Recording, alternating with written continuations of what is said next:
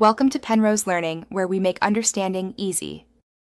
In this video, I will show how to make quesadillas on a Blackstone griddle. First, ensure you have all your ingredients ready, like tortillas, your favorite cheese, and any fillings such as cooked chicken or vegetables. Next, preheat your Blackstone griddle to a consistent medium-low heat, around 300 to 350 degrees Fahrenheit.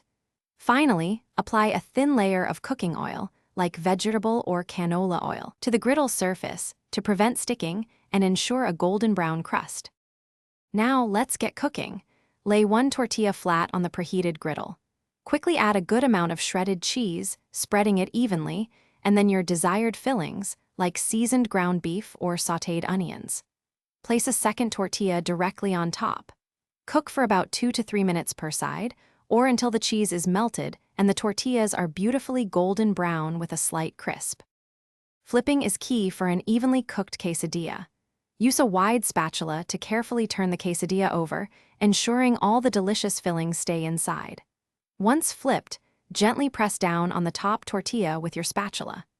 This helps the cheese melt thoroughly and creates a nice, even browning on the second side.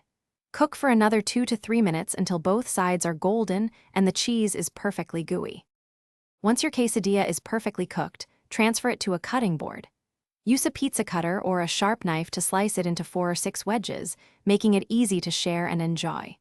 Serve these hot, cheesy delights immediately with your favorite accompaniments, such as salsa, guacamole, or sour cream. They are fantastic for a quick meal or a fun snack.